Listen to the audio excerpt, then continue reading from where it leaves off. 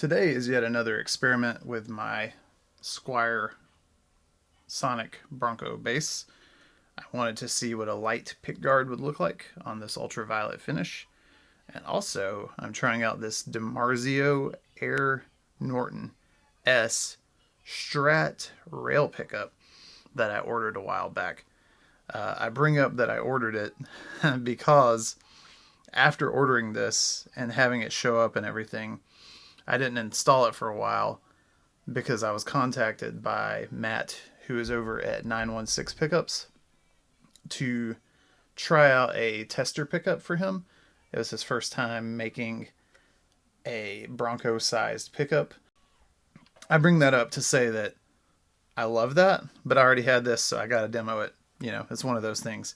And coming up pretty soon, I will even shoot the two out. They are pretty much as far apart as you can get from a pickup that's the same size and the same position in a bass. Obviously, they're not going to be dramatically different, but, you know, this is ceramic dual blade. Those are Alnico and neodymium, and it's like pole pieces in the old school style. So this is meant for a Strat. That's actually meant for a bass. That's the cool thing I like about that. As it is now, most people that I see that have these basses have to go with like a Strat rail pickup, and there's nothing wrong with that. That's why I picked this one, and we're going to get into that. But I think it's cool to know that there is an option. 916 isn't the only option, but it's a good option for something that fits through this pickguard, but it's made with bass in mind. It's not a guitar pickup that you're putting in a bass. You follow what I'm saying? Playing this through a Joyo tidal wave pedal with these settings. Boom. I didn't want to just use a DI tone, but I didn't want to use anything crazy over the top. I wanted to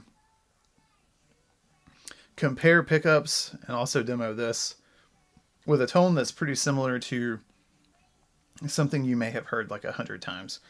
But as I did in other videos where I tried out a I'm sorry, it's not a no name, it's a Guitar Madness import rail pickup. I want to play some short scale / old school and inspired vibe bass lines with this, because I think it really fits the bass. The only thing is I'm still using round wound strings. These are still the same Adarios nickel wounds that I've been using. So here we go with the Dimarzio.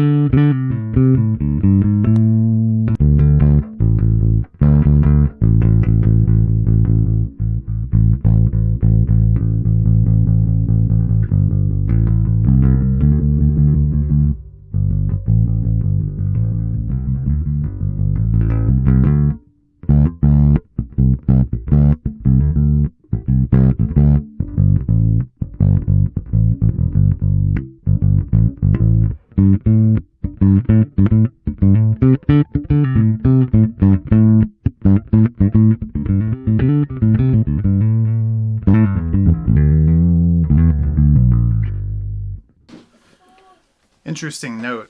This is my second time recording this, and the Dimarzio is so hot that no matter what I do with the tidal wave pedal, I'm clipping it. I'm not clipping my interface, I'm clipping the pedal itself.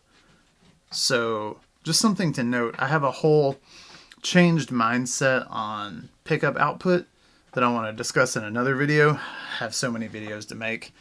It's crazy. But yeah, don't get me wrong, I really enjoy this pickup, and I want to explore the options that Dimarzio has. If Dimarzio is something you're interested in, then I figured we could take a look at the options that you have here. So I'm going to completely ignore the standard strat and the stacked tone canceling strat and go to the rail, because you have 4 strings. You probably want something that covers the whole string spread. I did notice with mine that the E string, if you pluck hard, you're going to go past the rail here, and it's going to be a little bit quieter than the A string. Or that could potentially be due to the radius of the blade causing the middle strings to be a little bit louder. So yeah, it's a little bit of a balancing act. Alright, so I went with the Air Norton S because it's a pretty decent middle of the road on all the numbers here, and the output was the middle of the road, but these are all very high output, honestly. I wanted to take a look at this because if you're having a problem like I am where things are simply too high of an output, one thing to think about is they made this with a strat in mind, and so it's high output. But when you combine this with very big strings and very low tunings like a bass has, it's gonna just be way too much for certain situations. That being said, I do not believe that I would go as low as like a Fast Track 1. I emailed Dimarzio and explained to them what I had, and they recommended a Satch Track neck or a chopper. Now, when you see this 2.5 on the bass for the Satch Track, one thing to keep in mind is that you're using a bass guitar, so I don't really foresee this being too much of a problem.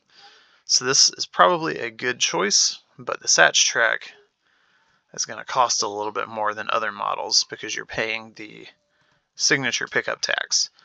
So the chopper is another good one, very balanced across the board, but I don't know how much of a difference 260 output versus the 280 of what I got actually is. Now, one thing that could be useful is the Mirage neck here is wound lower but uses a stronger magnet, a neodymium. So let me see. Again, this is a signature pickup, so it's going to cost $20 more than most of them. But I have a feeling due to the stronger magnet, this would actually react very well. So something to consider. So again, here we go. We're going to go from kind of lowest output to highest. Is cruiser neck and bridge might be cool for what they are, but clearly the focus is not on the bass at all, right? So then you have Satch Track and chopper, probably perfect. Mirage right in there, that's probably perfect. Then you jump up to the Fast Track is basically the same boat as the Cruiser 143. It's just like a little bit of a step up. Possibility here. Air Norton S I thought was a good middle of the road, but it's slightly over some of the other ones like this and this. And then once you get past this, so the BCs, the Billy Corgans, no, I wouldn't go that far. I would not do Fast Track 2. This would just blow everything out of the water. Sugar Chakra, no way. Super Distortion would also be just crazy. Tone Zone is in the same boat as a Super Distortion. It's just very high output, focused in a little bit different of a spot. So yeah, there you go. Those are my thoughts.